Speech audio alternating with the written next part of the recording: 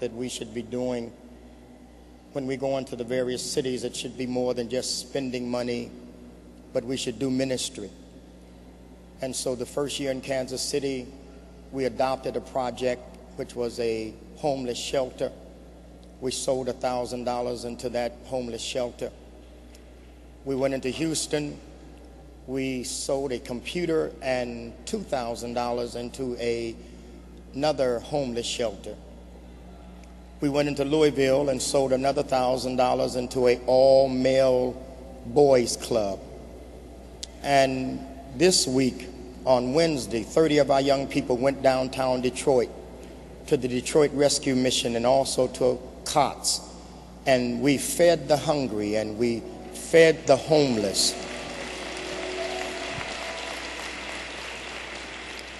And today, I don't know if the person is here from the Amelia Agnes Transitional Home. Is there someone here from the Amelia Agnes Transitional Home?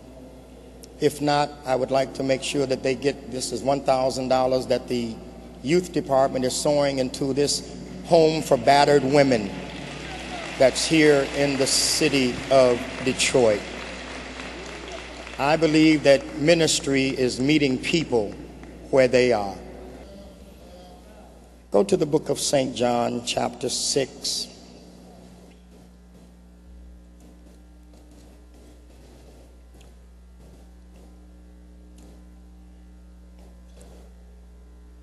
After these things, Jesus went over the Sea of Galilee, which is the Sea of Tiberias. And a great multitude followed him because they saw his miracles, which he did on them that were diseased. And Jesus went up into a mountain, and there he sat with his disciples. And the Passover, a feast of the Jews, was nigh. When Jesus was lifted up his eyes, when Jesus lifted up his eyes and saw a great company come unto him, he saith unto Philip, Whence shall we buy bread that these may eat? And this he said to prove him, for he knew himself what he would do. Philip answered him, 200 pennyworth of bread is not sufficient for them, that every one of them may take a little. One of his disciples, Andrew, Simon Peter's brother, saith unto him, There is a lad here, which hath 5 barley loaves and 2 small fish. But what are they among so many? And Jesus said, Make the men sit down. Now there was much grass in the place. So the men sat down, in number about 5,000. And Jesus took the loaves, and when he had given thanks, he distributed to the disciples, and the disciples to them that were set down, and likewise of the fishes as much as they would. I want to go back to that verse 9. There was a lad here which had 5 barley loaves and 2 small fishes. But what are they among so many? I want you to just look at someone around you. And young people, I try to minister to you when I come to these days. And I want you to ask the person around you, did you bring your lunch?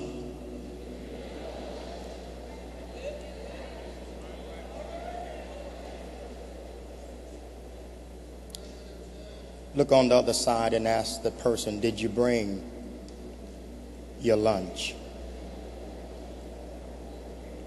That's why I tell the young people, you all got to hear me today. I'm serious about living holy. You can't hold on to your lunch and maintain your lunch and run with Beyonce. You can't protect your lunch running with Rihanna and Ciara and Lil Wayne and Chris Brown and Mary J and Bow Wow and beat R. Kelly and Kanye West and 50 Cent. You can't protect your lunch watching The Flavor of Love and I Love New York. You can't protect your lunch.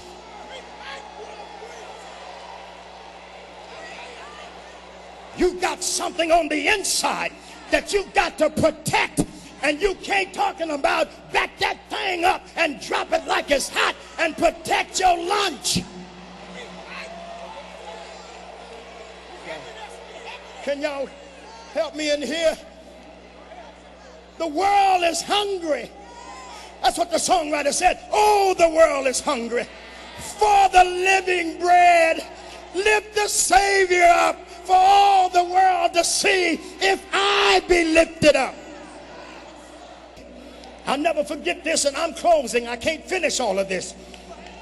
On the airplane going to Houston for AIM, there was a African American festival at the same time.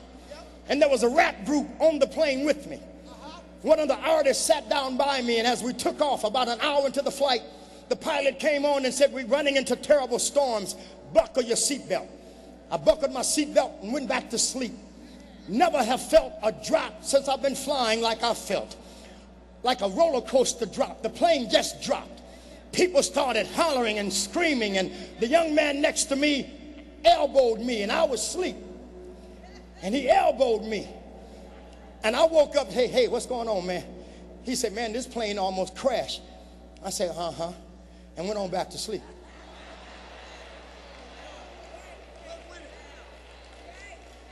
And then turbulence got on it, and it started shaking it. And he said, listen, man. He said, man, what's going on with you? I said, well, I'm on my way to Houston for a convention. I'm a preacher. And I said, I'm on my way to Houston. And I said, I'm not worried about nothing. And I went on, turned my head back to the window. We landed in Houston.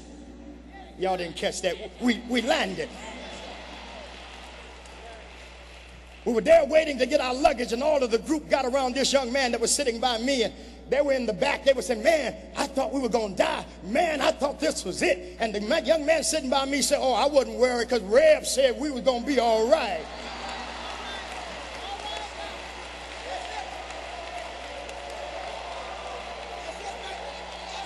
I wasn't worried about going down because I had something on the inside that let me know that this plane can't go down because I'm on board and I've been protecting my lunch.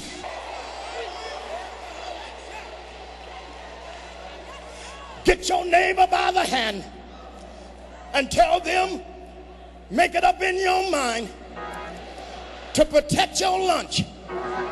Tell them no matter what the devil presents to you, hold on to your lunch. No matter what comes into your life, hold on to your lunch.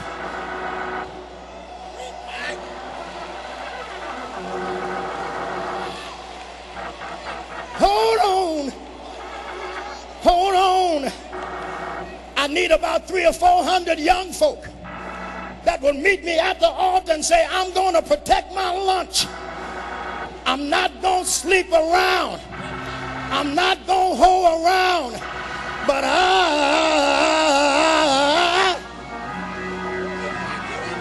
I'm going to protect my lunch.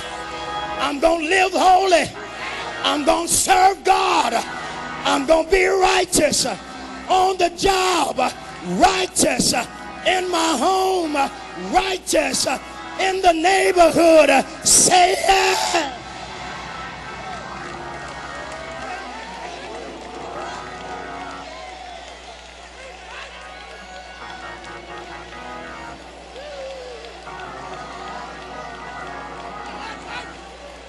I stand up here today, Evangelist Rogers and I, we stand here asking a question, just like Moses did in the Old Testament.